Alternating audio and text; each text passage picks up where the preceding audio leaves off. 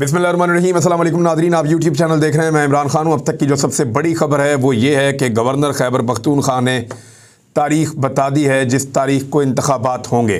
16 अप्रैल का कहा गया है कि 16 अप्रैल को एक तजवीज़ दी है गवर्नर खैबर पख्तूनख्वा ने कि खैबर पख्तूनख्वा में 16 अप्रैल को इंतखाबात करवाए जाएँ। अब इलेक्शन कमीशन ऑफ पाकिस्तान का एक इजलास फौरी तौर पर तलब किया गया है।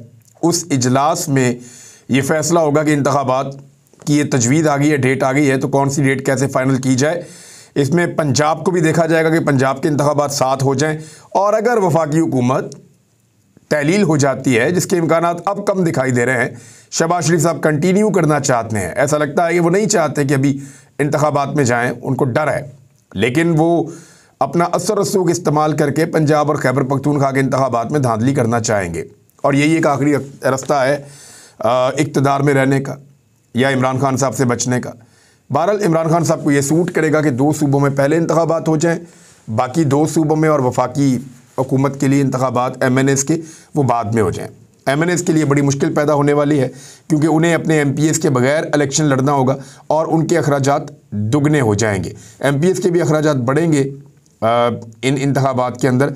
लेकिन 16 अप्रैल की जो तारीख़ आई है ये ऐसे ही नहीं आई, और गवर्नर ने, ये वही गवर्नर है जिन्होंने स्टेटमेंट दिया था कि एस्टेब्लिशमेंट फ़ैसला करेगी, और ये फ़ैसला यानी उन्होंने सब बता दिया था कि कहीं और फ़ैसला होता है और इसके अंदर उनको ही करना है, और उन्होंने एक इंटरव्यू भी दिया था। लेकिन गवर्नर खैबर पख्तूनख्वा ने ये क्यों किया है? क्या उन्होंने ख़ुद किया, अपनी मर्ज़ी से किया, या उनको मजबूर किया गया, या उन्हें कहा गया कि ठीक है आप ये कर दें, फिर देखते हैं क्या होगा। अभी भी इंतखाबात जो हैं उनके बारे में हतमी तौर पर तारीख़ का ऐलान नहीं किया गया। हो सकता है कि आने वाले दिनों में तारीख़ का ऐलान भी हो जाए। आईने पाकिस्तान के मुताबिक पाकिस्तान को इंतखाबात में जाना पड़ेगा, क्योंकि पाकिस्तान तहरीक इंसाफ ने पंजाब में और खैबर पख्तूनख्वा में दोनों जगहों पर अदालत से रुजू कर लिया है। हाई कोर्ट जो है लाहौर वाली भी और पेशावर वाली भी, वहाँ पर रुजू कर लिया है। अल्टीमेटली इंतखाबात की तरफ जाना पड़ेगा, इसके अलावा चारा और कोई नहीं है, क्योंकि आइन और कानून यही कहते हैं। तो गवर्नर खैबर पख्तूनख्वा ने एक दानिशमंदाना कदम उठाया है। मुशाहिद हुसैन सैयद साहब ने भी इस पे जोर दिया है। मुशाहिद हुसैन सैयद साहब ने कहा कि हालात ऐसे हैं कि हुकूमत को, उन्होंने कहा, बेचारी बिल्कुल ही फारिग है, और ऐसी सूरत हाल में इंतखाबात की तरफ ही जाना चाहिए। मुशाहिद हुसैन सैयद साहब ने कहा लूली लंगड़ी हुकूमत है, रोज़ जूते पड़ते हैं, गालियाँ पड़ रही हैं, क्या बचा है इस हुकूमत के पास? इससे बेहतर है कि इलेक्शन करवाएं। ये मुशाहिद हुसैन सैयद ने कहा। लोगों को फैसला करने दें ना, ज़िद के ऊपर ना आए, ना इस टाइप के लोग ज़िद करें, ना इस साइड के लोग ज़िद करें, ना उस साइड के लोग ज़िद करें, बल्कि सबको इलेक्शन की तरफ जाना चाहिए और पाकिस्तान की आवाम को फ़ैसला करना चाहिए कि पाकिस्तान में हुक्मरानी का हक़ किसका है और किसको पाकिस्तान में हुक्मरानी करनी है। ये मुशाहिद हुसैन सैयद ने भी कहा। गवर्नर खैबर पख्तूनख्वा ने बाकायदा अब तारीख़ जो है उसकी तजवीज़ दे दी है। इसी तरह पंजाब से भी मुझे उम्मीद है कि जल्द ही ये तजवीज़ आ जाएगी और फिर ये मामला आगे बढ़ेगा। कुछ खबरें जो हैं वो मईशत के हवाले से हैं और बड़ी अजीब और ख़ौफनाक खबरें हैं, लेकिन उससे पहले मैं आपको बताता हूँ कि सानिया पेशावर के हवाले से ख्वाजा आसिफ साहब ने स्टेटमेंट दिया है कि ज़रबे अज़्ब जैसे ऑपरेशन की ज़रूरत है।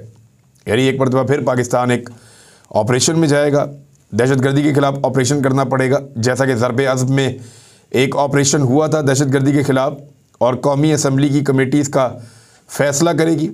वज़ीर दिफ़ा हैं ख्वाजा आसिफ, उनका बयान जो है वो अहमियत रखता है, लेकिन बहुत सारे लोग इस पर ख़दशात का इज़हार कर रहे हैं कि पाकिस्तान दोबारा एक जंग जैसी कैफियत में चला जाएगा। इससे पहले फ़ौरी तौर पर इक़दाम किए जाएँ, दहशतगर्दी के अफरियत को जो है वो ना सिर्फ कुचला जाए, बल्कि वो तमाम रास्ते भी बंद किए जाएँ जहाँ से दहशतगर्दी पाकिस्तान में दाखिल होती है। अफ़गानिस्तान की हुकूमत को एंगेज करने की अशद ज़रूरत है। जो लोग अमन चाहते हैं और रियासत की रिट को तस्लीम करते हैं, उनसे बातचीत भी होनी चाहिए, लेकिन जो लोग दहशतगर्दी पर तुले हुए हैं और रियासत पाकिस्तान की रिट को तस्लीम नहीं करते, उनके साथ आनी हाथों से निपटना चाहिए। और जो लोग दहशतगर्दी के वाक़यात में मुलव्वस हैं, उनको किसी भी सूरत माफ़ी नहीं मिलनी चाहिए, उनके ख़िलाफ़ एक्शन होना चाहिए। ये है इसका सबसे इम्पॉर्टेंट हिस्सा। अब कुछ चीज़ें पाकिस्तान बेच रहा है। पाकिस्तान क्या कुछ बेच रहा है ये मैं आपको अब बताने वाला हूँ अगले चंद मिनटों में, और ये मुत्तहिदा अरब अमारात को बेची जाएंगी। 5 बड़ी कंपनियों की फ़रोख्त की पेशकश की गई है। यानी हुकूमत के 5 ऐसे इदारे हैं जिनकी फ़रोख्त के लिए पेशकश की गई है मुत्तहिदा अरब अमारात को, यानी यूएई को। अब यूएई को बेचा जाएगा। पहले कतर के लिए कोशिश की गई थी, अब यूएई के लिए की जा रही है। ये जो 5 कंपनियां हैं जिनको बेचा जाएगा सरकारी, इनमें एक OGDCL है, आप सब जानते हैं, PPL है, नेशनल बैंक है, नेशनल बैंक इसके भी शेयर्स फ़रोख्त हो जाएंगे, और PIA है, पाकिस्तान एयरलाइन, आप सब अच्छी तरह जानते हैं, और PNSC। ये शामिल हैं 5 इदारे जिनको बेचा जाएगा यूएई के सामने। तफसीलात के मुताबिक मौजूदा हुकूमत ने यूएई की 2 बड़ी कंपनियों को रियासती इदारों के हिस्से की पेशकश कर दी है। ज़राए के मुताबिक बताया गया कि हुकूमत यूएई से $1 अरब लेने के लिए OGDCL, PPL, national bank, PIA और PNSC के हिस्से फ़रोख्त कर सकती है। यानी मामला यह है कि पैसा लेना हमने यूएई से, और $1 अरब के लिए हम अपने 5 इदारे जो हैं उनको हम फ़रोख्त पे लगा रहे हैं। ये पाकिस्तान की इकॉनमी की हालत हो गई है। यानी निजकारी एक बड़ी अच्छी चीज़ है, लेकिन वो शफाफ तरीके से होनी चाहिए। आपके इदारे इस कैपेसिटी में होने चाहिए कि दुनिया उनको ख़रीदना चाहे और उनके अंदर उनको भी बेहतरी नज़र आ रही हो। अव्वल तो पाकिस्तान की सूरत हाल देख कर लोग ख़रीदने से भाग रहे हैं। डॉलर की शदीद किल्लत है, बैंक्स कोऑपरेट नहीं कर रहे हैं, और पाकिस्तान के अंदर एक दिवालिया जैसी खुदा न खास्ता कैफियत बनी हुई है। तो ऐसे में कौन आएगा जो अपना पैसा अगर पाकिस्तान में फंसाएगा? बहरहाल उम्मीद है कि पाकिस्तानी अपना पैसा अगर पाकिस्तान में ले आए। मिसाल के तौर पे ये जो रवायती सियासी ख़ानदान है, इनका बेशुमार पैसा पाकिस्तान से बाहर पड़ा हुआ है। इन पे इल्ज़ाम है कि ये पैसा लूट मार करके और मनी लॉन्ड्रिंग करके पाकिस्तान से बाहर ले गए थे। तो इनसे गुजारिश है कि इस मुश्किल वक्त में ये पाकिस्तान के काम आए, अपना पैसा वापस पाकिस्तान लेकर आएँ और पाकिस्तान को इस मुश्किल वक्त से निकलने दें। जब पाकिस्तान के हालात बेहतर हो जाए तो फिर लूट लाट के ले जाएँ। दोबारा पाकिस्तान कहीं नहीं जा रहा, इधर ही है। लेकिन पैसा पाकिस्तान में फ़िलहाल लेकर आए और उस पैसे को पाकिस्तान में इस्तेमाल करें, क्योंकि ये मुल्क होगा तो आप लूटेंगे, ये मुल्क होगा तो आप कमीशनें लेंगे, ये मुल्क होगा तो आप इक़्तिदार में रहेंगे। तो मुल्क का होना बहुत ज़रूरी है, और मुल्क के होने के लिए मुल्क की मईशत का चलना बहुत ज़रूरी है। अब एक तरफ तो इदारे बेचे जा रहे हैं, दूसरी जानिब वज़ारत ख़ज़ाना क्या कह रही है? मईशत की बेहतरी के लिए आवाम को मुश्किलात बर्दाश्त करना होंगी। अब ये आप समझिए ज़रा, मैं आपको पहले भी कह रहा हूँ कि IMF के साथ अगर डील हो जाती है ना पाकिस्तान की, तो चंद अदाद शुमारी बेहतर होंगे। नंबर 1, कुछ पाकिस्तान के कौमी ख़जाने के अंदर पैसे आ जाएंगे। नंबर 2, कुछ दोस्त ममालिक थोड़े से पैसे दे देंगे। नंबर 3, उस डील के बाद थोड़ा सा एतमाद बढ़ेगा, आपके कुछ इदारे बिक जाएंगे, थोड़े बहुत पैसे आ जाएंगे, तनख्वाहें देने का सिस्टम चल पड़ेगा, तो एक पहिया पाकिस्तान का थोड़ा चल पड़ेगा, और कुछ डॉलर भी कुछ 10-20 रुपये शायद नीचे आ जाए। ये चीज़ें तो कंट्रोल हो जाएंगी, लेकिन महंगाई कंट्रोल नहीं होगी। ये मैं आपको बार बार बता रहा हूँ। अब वज़ारत ख़ज़ाना इसका एतराफ़ कर रही है। यानी ये सब कुछ जो होगा, ये दिखाने में पेपरों की हद तक पाकिस्तान के लिए बेहतर होगा, लेकिन आम आदमी के लिए उसके अंदर कोई रिलीफ नहीं होगा। उसमें क्या क्या चीज़ें हैं मैं आपके साथ शेयर कर देता हूँ। और मुज़ाकरात का आगाज़ तो हो चुका है तकरीबन, और इसके अंदर जो चीज़ें हैं जो पब्लिक को बर्दाश्त करनी पड़ेंगी, वो अशिया खुर्दोनोश की कीमतें ज़्यादा रहेंगी, गैस की कीमतें ज़्यादा रहेंगी, बिजली की कीमतें ज़्यादा रहेंगी, पेट्रोल की कीमतें ज़्यादा रहेंगी। और क्योंकि जब पेट्रोल और डीज़ल महंगा हो जाता है तो फिर हर चीज़ महंगी हो जाती है। खादें महंगी हो जाएंगी, इजनास महंगी हो जाएंगी, सब्ज़ियाँ और फल महंगे हो जाएंगे, अद्वियात महंगी हो जाएंगी, किराए बढ़ जाएंगे गाड़ियों के, और रेंट के किराए बढ़ जाएंगे। हर चीज़ जो है वो यानी जो हाउस रेंट वगैरह है, ये सारी चीज़ों की कीमत में इजाफ़ा हो जाएगा।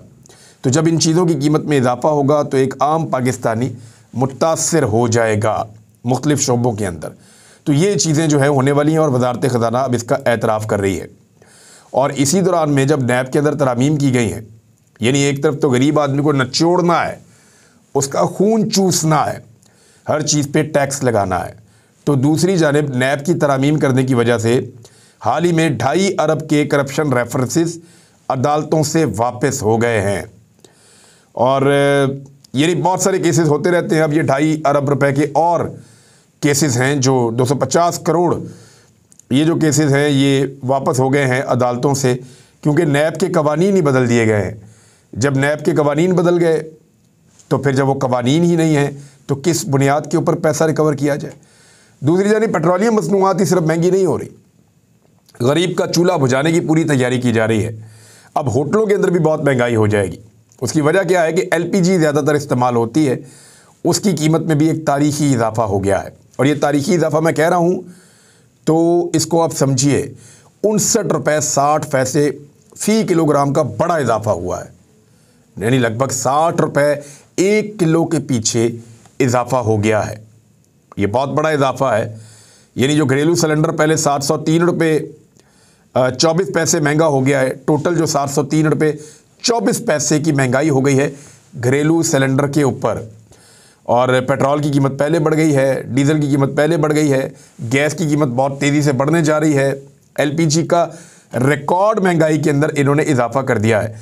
जबकि ख्वाजा साद रफ़ीक साहब ने कहा कि उनको रेलवे को बचाने के लिए बहुत सारे पैसे चाहिए और अब आने वाले दिनों में वो रेलवे के किरायों में भी इजाफा करने जा रहे हैं। 7 से 8% उन्होंने कहा है और डिमांड तो ये किया जा रहा है कि ज़्यादा इजाफा किया जाए, लेकिन रेलवे के किरायों में भी आप देखेंगे आने वाले दिनों में इजाफा हो जाएगा। अब एक और ख़बर है कि फरवरी के अंदर मुबैना तौर पे जो खबरें आ रही हैं उनके मुताबिक पाकिस्तान में ईंधन के मसाइल पैदा हो सकते हैं, यानी तेल के मसाइल पैदा हो सकते हैं, उसकी किल्लत पैदा हो सकती है। वो कैसे? वो ऐसे कि पाकिस्तान को फरवरी के महीने में ईंधन की तरसील में शदीद बहरानी सूरत हाल का सामना करना पड़ सकता है, क्योंकि मुल्क के तेज़ी से कम होते हुए ज़र मुबादला के ज़खायर के पेश नज़र बैंकों ने दरामदात के लिए अदायगियाँ बंद कर दी हैं। देखिए, इसहाक डार साहब IMF की हर शर्त मानेंगे। पाकिस्तान इस जगह पे इससे पहले कभी नहीं पहुंचा था। आज पाकिस्तान IMF को नो नहीं बोल सकता। जो IMF कहेगा हर शर्त मानेंगे, क्योंकि फौरी तौर पे पैसे चाहिए। अगर पैसे ख़त्म हो गए, ज़र मुबादला के ज़खायर ख़त्म हो गए, तो फिर पाकिस्तान तेल नहीं मंगवा पाएगा बाहर से, और तेल के बगैर आपकी सारी मईशत रुक जाएगी।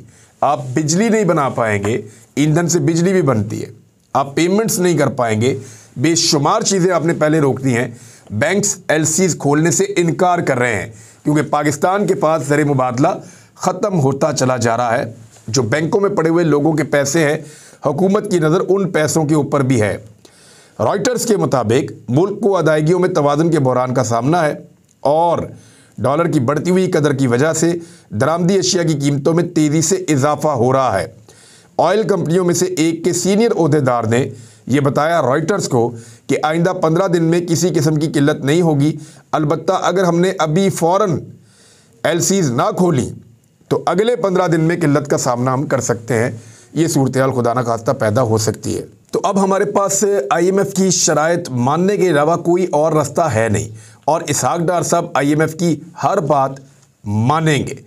यानी उन्होंने ये फैसला किया हुआ है शायद कि अभी MNAs के इलेक्शन नहीं करवाने और वफाकी हुकूमत को तहलील नहीं करना, और कोई ना कोई मुझे ऐसा लगता है कि जुगाड़ करने की कोशिश करेंगे। ना सिर्फ PDM वाले बल्कि इनके सहूलतकार, ये सब मिलकर एक मरतबा कोशिश करेंगे कि पंजाब और खैबर पख्तूनख्वा में इंतखाबात को रुकवाया जा सके।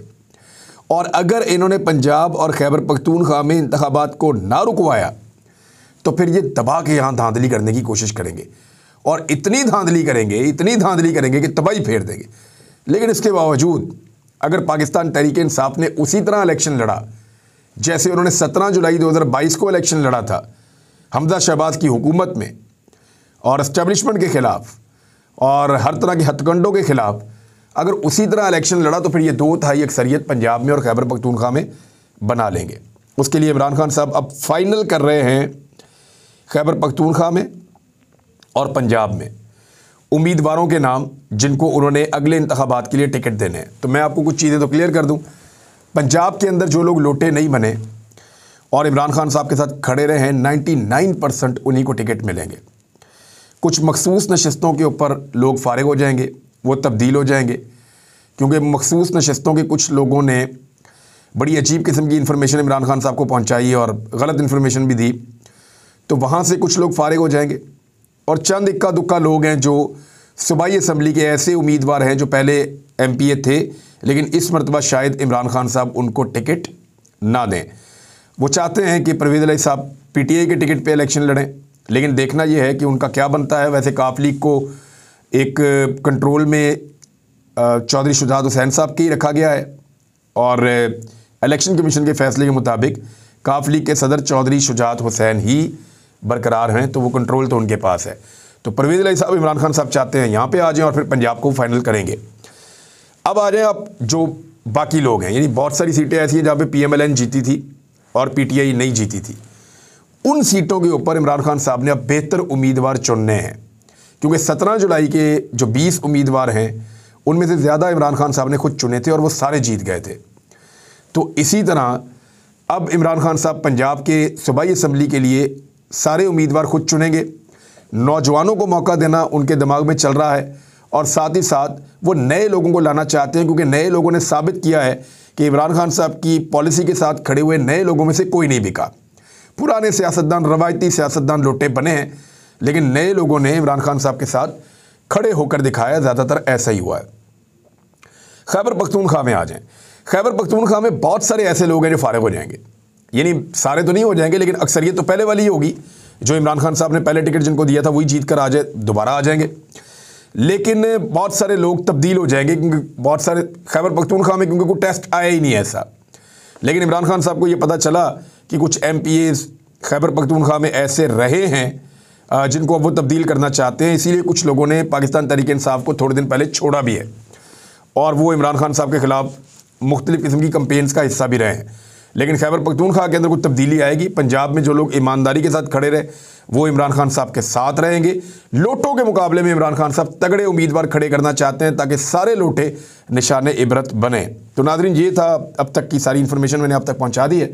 अपना ख्याल रखिएगा, अपने इस चैनल का भी। अल्लाह हाफ़िज़।